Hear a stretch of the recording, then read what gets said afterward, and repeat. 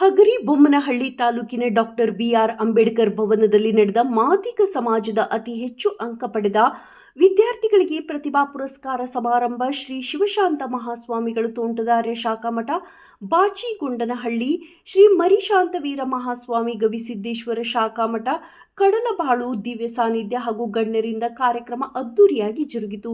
ಶಾಸಕ ಕೆ ನೇಮಿರಾಜ್ ನಾಯಕ್ ಮಾತನಾಡಿ, ಶಿಕ್ಷಣದ ಕಡೆ ಮೊದಲ ಆದ್ಯತೆ ಕೊಡಿ. ಶಿಕ್ಷಣ ಇಲ್ಲ ಅಂದ್ರೆ ಘನತೆ, ಗೌರವ ಇರಲ್ಲ. ಪೂರ್ವಜರು ಪಟ್ಟಿರುವ ಶ್ರಮ ದೊಡ್ಡ ಶ್ರಮ ಪಟ್ಟಿದ್ದಾರೆ. ನೀವು ಶ್ರಮ ವಹಿಸಿ, ಗುರಿ ಇಟ್ಟುಕೊಂಡು ಗುರಿ ಮುಟ್ಟುವವರೆಗೂ ಶ್ರಮ ಬಿಡಬಾರದು ಎಂದು ವಿದ್ಯಾರ್ಥಿಗಳಿಗೆ ಕಿವಿ ಮಾತು ಹೇಳಿದರು. ವರದಿ ಕೂಗ್ಲಿ ಉಮೇಶ್.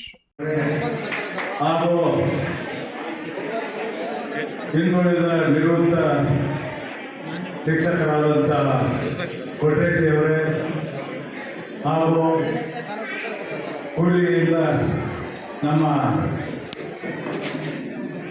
ಸಂಚಾಲಕರಾದಂಥ ದುರ್ಗೇಶ್ ಅವರೇ ಹಾಗೂ ಈ ಊರಿನ ಪುರಸಭೆ ಸದಸ್ಯ, ಅದೇ ರೀತಿಯಲ್ಲಿ ಕಾರ್ಯಕ್ರಮದ ಅಧ್ಯಕ್ಷತೆ ವಹಿಸಿರುವಂತ ಹಿರಿಯರಾಗಿರುವಂತ ಶ್ರೀ ಹೆಗ್ಗಾಡ್ ರಾಮಣ್ಣ ಅಣ್ಣನವರೇ, ಹಾಗೆ ಪ್ರಾಸ್ತಾವಿಕ ನುಡಿಗಳನ್ನ ಮಾತನಾಡಿ ವಿಷಯಗಳನ್ನು ಕೂಡ ಸವಿಸ್ತರವಾಗಿ ಮಾತನಾಡಿರುವಂತ ಸ್ನೇಹಿತರಾಗಿರುವಂತಹ ಬಲವಂಚಿ ರಾಮಣ್ಣನವರೇ,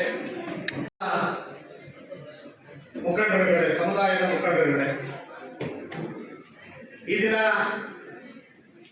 ಮಾದಿಗ ಸಮುದಾಯದ ವಿದ್ಯಾರ್ಥಿಗಳಿಗೆ ಪ್ರತಿಭಾ ಪುರಸ್ಕಾರ ಮತ್ತು ಸಾಧನೆಗೈದಿರ್ತಕ್ಕಂಥ ವಿದ್ಯಾರ್ಥಿಗಳಿಗೆ ಸನ್ಮಾನ ಕಾರ್ಯಕ್ರಮ ಮುಖಂಡರಿರ್ತಕ್ಕಂಥದ್ದು ನಿಜವಾಗಲೂ ಒಂದು ಆಶಾದಾಯಕವಾಗಿರ್ತಕ್ಕಂಥ ಕಾರ್ಯಕ್ರಮ.